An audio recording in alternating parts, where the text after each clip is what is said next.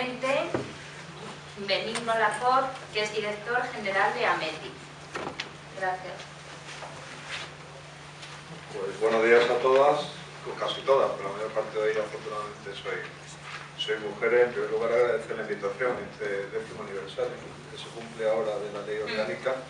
Yo creo que todos los pasos proactivos para lograr un objetivo en el que creo que todos estamos de acuerdo, pues son bienvenidos, ¿no? Y para mí y para AMETI, como un honor haber sido invitado hoy a esta ponencia. Gracias a la subdirectora y gracias a los dos, Ana, por vuestra intervención, dando mucha información y mucho detalle. Como ingeniero que soy, y en la asociación tecnológica que represento, me van a permitir que le dé un enfoque de ingeniería. Vamos a detectar un problema, vamos a analizar el problema y vamos a intentar proponer algunas soluciones. ¿Cuál es el problema que nosotros encontramos como industria? Lo primero, y con carácter general, y casi ya ausentándonos de esa discriminación o potencial discriminación, es una falta de talento, una falta de trabajadores. Nos faltan especialistas en tecnología y en ello va el futuro del país. Yo creo que eso a fecha de hoy ya nadie lo discute. ¿Se me oye bien al fondo? Estamos hablando de economía digital, estamos hablando de un esfuerzo colectivo en Europa, que nos estamos quedando atrasados con respecto al resto del mundo. Creemos en la apuesta por esta economía y creemos que recientemente además el Gobierno, con su compromiso, crear un Ministerio de Agenda Digital, cosa que desde la asociación hemos intentado promulgar durante muchos años. Me parece que se van dando pasos en el camino adecuado, pero no tenemos técnicos. Entonces nosotros vemos un primer problema, no hay técnicos. Pero si hacemos un zoom en ese problema, ¿dónde están las mujeres? Nos faltan las mujeres en la ecuación. Y no es un problema de, ahora veremos las causas, no es una discriminación. Nosotros lo vemos ahora como un problema a resolver. Las mujeres son, las mujeres están, las mujeres tienen una capacidad indiscutible. Nosotros el enfoque, y ya adelanto algunas de las conclusiones, no lo vemos solamente como el tema de la mujer como ente individual, lo vemos como el potencial que tiene el trabajo en equipo. Nosotros creemos profundamente en el trabajo colectivo de hombres y mujeres y mucho más dentro del ámbito científico-tecnológico. Como les digo, cuando analizamos el problema, lo primero que nos encontramos es que no hay personas formadas. Pero es que cuando hacemos como les digo, ponemos el microscopio y empezamos a ver, solo el 28% de ese colectivo profesional son mujeres. Solo el 7% de los jóvenes en Europa, hoy por hoy, se animan a estudiar una carrera técnica. Pero es que encima cuando vemos, y ya se ha comentado este asunto, cuál es el patrón de selección de carrera en esos años críticos de adolescencia, cuando uno toma ese tipo de decisiones, pues evidentemente, y son datos que se han dado anteriormente, la elección de carreras técnicas por parte de las mujeres es mínima. Tenemos datos que ya se están dando, el 54% de las mujeres son universitarias y solo el 28% de las mujeres se inclinan por carreras técnicas. Si hablamos del tema de ingeniería, el tema es aún más flagrante. Solamente el 20% de los ingenieros son mujeres. Tenemos un problema, y tenemos un problema en Europa. Y este problema ocurre en otras partes del mundo, desafortunadamente, con iguales patrones. Y aquí lo que vemos es que en Europa esto podría ser una ventaja competitiva, si aquí somos capaces de reaccionar e incorporar mucho más activamente a la mujer al mercado científico-tecnológico, tanto de investigación como empresarial. Le hablaba de ese enfoque de ingeniería. Empecemos por analizar el problema. También se ha hablado brevemente por parte de Ana Cremades, tenemos datos, hay un punto clave en la decisión profesional del futuro de la mujer, su carrera, cómo va a ser su vida, entre los 11 y los 15 años.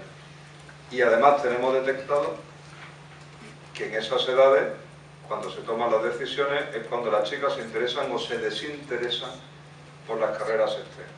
Ciencia, tecnología, ingeniería, matemáticas. ¿Qué está pasando ahí? ¿Qué está pasando ahí?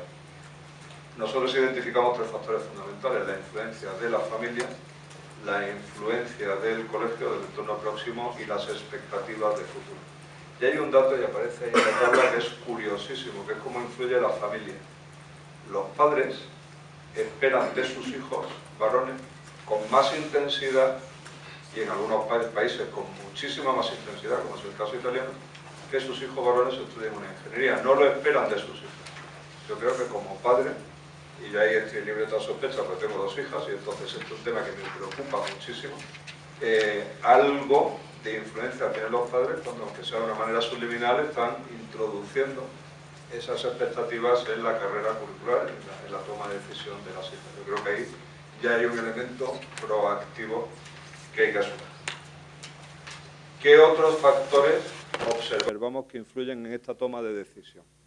Y con mucho foco, como les digo, en ese periodo de la mujer entre los 11 y los 15 años. Falta de modelos femeninos.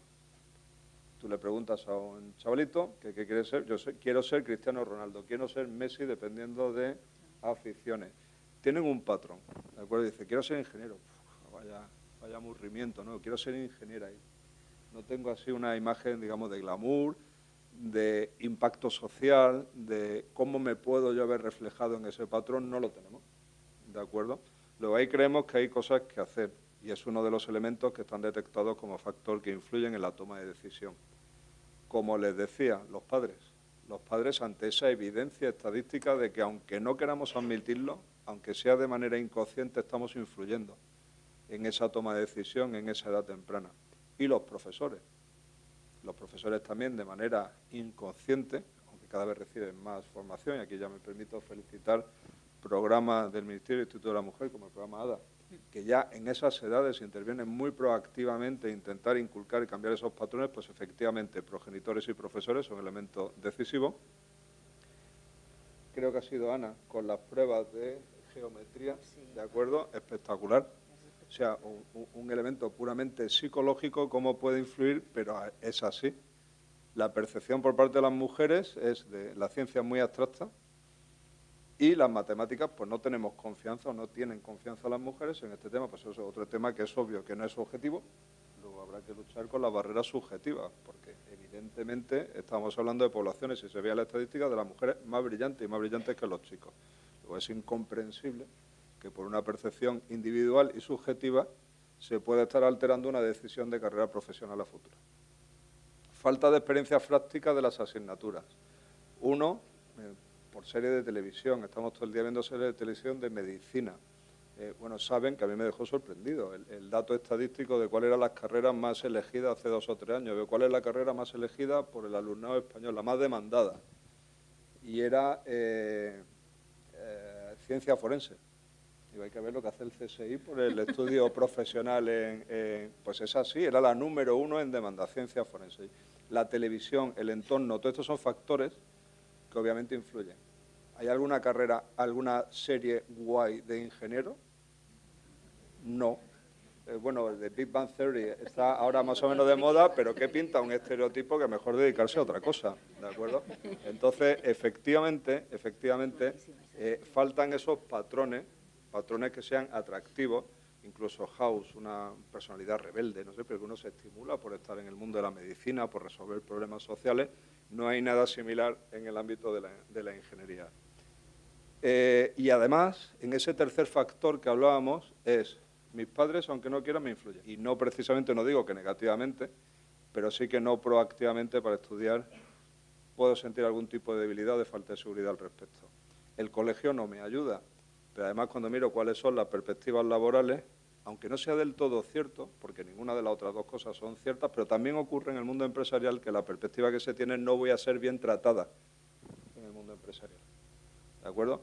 Hay muchos clichés, hay muchos prejuicios, y luego el sector TIC cada vez está más exento de ese prejuicio. El número de mujeres, lo veremos más adelante, cada vez es mayor en nuestro sector. Pero en cualquier caso, esos 3 factores, mis padres casi prefieren que estudie otra cosa, mis profesores, aunque no me lo digan, parece que prefieren otras cosas. Yo me siento poco segura con los temas científicos y además el futuro que me espera no es bueno. Pues señores, en ese caldo de cultivo, que estemos como estamos, pues parece que es casi lo normal, ¿no? Y luego un factor que a mí me llama mucho la atención es cómo se venden, porque yo pretendo vender que las mujeres sean ingenieras, sean carreras técnicas, nos hace falta como país. Entonces yo quiero venderlo. Pero a la hora de vender este rollo de la ingeniería y las fórmulas y demás, la mujer parece que se guía mucho por la percepción de impacto social. También hablaré más adelante cuando damos cursos a colectivos femeninos. Tú le hablas de ingeniería y lo divertido que es, a mí me lo parece, pero no veo caras en la audiencia que me sigan. Cuando tú hablas Cuando tú hablas y pido que levantes la mano y dices, ¿cuánto van a hacer ingeniería? Así con tibieza, ¿no? Con falta de seguridad. Cuando digo, ¿cuándo van a hacer medicina? Yo. Un montón de chicas ya saben con precisión. Y cuando le preguntas por qué, no te hablan del contenido de la carrera, te hablan del impacto social de la carrera. Quiero cuidar, quiero ayudar. Hija mía, eso también se puede hacer con una ingeniería. Todos los cacharros que hay en un hospital son de telecomunicación y de informática. Puedes ayudar o contribuir exactamente igual a la salud, al bienestar, al progreso de la civilización desde una carrera de ingeniería. Sin embargo, no se percibe igual. En definitiva, ahí están relatados los que, en nuestra opinión, son los factores que influyen en esta toma de decisión. Hemos pasado de la adolescencia, vemos los factores que influyen y ahora miramos los resultados. Y los resultados son demoledores. Los resultados en la empresa, que como les digo es mi perspectiva y es lo que realmente nos preocupa, si comparamos cómo ha evolucionado el porcentaje de mujeres en el sector de tecnologías, información y comunicaciones, señores y señoras, lo más importante para el futuro de nuestro país en los próximos 15 o 20 años, pues no ha variado el porcentaje, aquí hay un problema. En el año 1999 había un 33% de mujeres y en el 2017, que ya ha llovido un poquito, incluso más que desde la Ley de Igualdad, pues seguimos en un 34%. Variaciones insignificantes, no ha ocurrido nada. Luego tendremos que seguir haciendo cosas, porque hay un problema que resolver. Ya no solo es una cuestión de principios, que también es un problema del país que hay que resolver. Según datos de la Comisión Europea, y aquí hay mucha controversia sobre si más o menos, son muchos, ¿de acuerdo? Solo el 30% del sector TIC son mujeres, solo el 19% de altos cargos directivos están ocupados por mujeres y en este porcentaje en Europa aún inferior. Y que existe brecha salarial también. Aquí tenemos también legacy, temas heredados, temas complejos, pero obviamente temas a resolver. Como voy de hora, que también quiero dejar un tiempo para preguntas. Hablando de nuevo de la empresa, ¿qué barreras hay? Porque las hay. Aquí cuando hablamos de que el 84% de los hombres directivos creen que existen barreras, permítame hacer una precisión. No solo en la empresa, que también somos conscientes, sino en el entorno. ¿De acuerdo? Es que parece, de este primer número, parece que son las barreras que los hombres ponen a las mujeres dentro de la empresa. No, el 84% de los hombres directivos en este país entendemos que es muy difícil que la mujer llegue. Por las barreras culturales que ya hemos hablado, estereotipos, también, Ana, también, las dos Anas habéis hablado del tema de estereotipos, existen, hay que vencerlos, y el reparto de roles. El reparto de roles y la no posibilidad o dificultad de conciliación, que al final siempre cae, y aquí también declaro mea culpa, pues en casa pasa, pero siempre cae más, ¿de acuerdo?, del lado de la mujer. Y luego barreras políticas y económicas, que son políticas poco desarrolladas, tenemos la ley, tenemos un embrión, háganse más cosas o intentemos ser más selectivos y contad con nuestra ayuda y contad con nuestra colaboración para todos estos temas. Y políticas salariales que deberían estar también un poquito más equilibradas. Bien, como ingeniero, problemas, diagnóstico, análisis, disección, barreras, soluciones. Dentro de las soluciones, pues, de alguna manera hay que fomentar, cambiar este paradigma para que las mujeres se interesen por este ámbito científico-tecnológico. Vencer esa barrera o romper esa barrera en nuestras formas de comunicar dentro del programa ADA o de las cosas que hacemos nosotros, de las cosas que puedan hacer ustedes, intentar dar esa visión social de la ciencia, a ver si así encajamos más con los patrones de decisión de la mujer. Hay que dar visibilidad a esos líderes o a esas líderes, ¿de acuerdo?, que sirvan de patrón replicable. Aquí en España, país de bajitos, hasta que de repente empezamos con el baloncesto, operaciones a altura por todos los sitios. En fin, cuando uno se pone, se pone. Y este país, cuando se pone, lo hace. Hagámoslo, ¿de acuerdo? Vayamos por los colegios, vayamos difundiendo el mensaje y vayamos intentando. Experiencia práctica en las aulas. Esto de la ciencia no es un PowerPoint. Que tocar. A mí me encantan los sistemas educativos americanos donde todo se toca, se maneja, se hace laboratorio, explota, mancha. Aquí lo vemos en la pizarra. Bueno, pues eso hay que cambiarlo. Y hay que cambiarlo particularmente con las mujeres, porque si la mujer no lo toca, no lo ve y no ve la aplicación social, nos quedamos en la decisión de los 15 años, que es que el 72% va a decir que no. Fomentar la igualdad es evidente, pero también hay que seguir haciendo cosas porque aunque sea intelectualmente evidente, no es socialmente palpable. Creación de programas de formación digitales. Aquí casi dentro del Gobierno y dentro de la misión que tiene la empresa, dentro del Gobierno miro más también al Ministerio de Empleo, que ahora mismo con todo el tema de Fondo de Garantía Juvenil, permítame decir que hay un cierto lío con todo esto y no se acaban de lanzar programas eficaces de formación TIC a la sociedad. Y también políticas de base en torno a la conciliación laboral, que aquí también tenemos como país un problema complicado, y aquí lo tenemos detectado, pero sinceramente no damos con la tecla de cómo proponer cosas para resolver. Tenemos problemas de competitividad, tenemos problemas de... Y claro, dice, hay que evitar el presentismo en la empresa, pero las empresas están con problemas, aunque están creciendo. En fin, hace falta un pacto de Estado importante y entender bien los entresijos, y aquí es un tema que hay que seguir investigando, cómo mejorar cuestiones de conciliación laboral. Hablábamos del patrón de Mujer y TIC. La primera, en blanco y negro, en 1815, Ada Lovelace, la hija del poeta Lord Byron, George Byron. El programa le hace honor, y es la primera programadora de la historia. Esta mujer con una vida intensa, compleja, con un padre travieso, en fin, todo muy interesante, pero ya hay un elemento fundamental. Cuando era adolescente, en su casa, ¿con quién estaba? Pues estaba con Faraday, estaba con científicos, con matemáticos, en fin, lo que está viviendo en casa.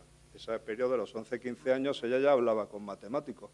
De hecho, muy joven ya conoció a Babbage, que es el creador del primer ordenador, y ella está reconocida como que cogió la máquina, se puso con su espíritu matemático y hizo el primer programa de ordenador. Y se la reconoce como la primera programadora de la historia y la creadora del primer algoritmo informático de la historia, 1840 y poco, que no es del siglo XX. Este personaje pues ha sido muy reconocido y cada vez está pues, un buen patrón. Hay un patrón, a mí me encanta, se conoce menos, es Hedy Lamarr. Si Ada Lovelace merece una película, esta mujer merece una serie.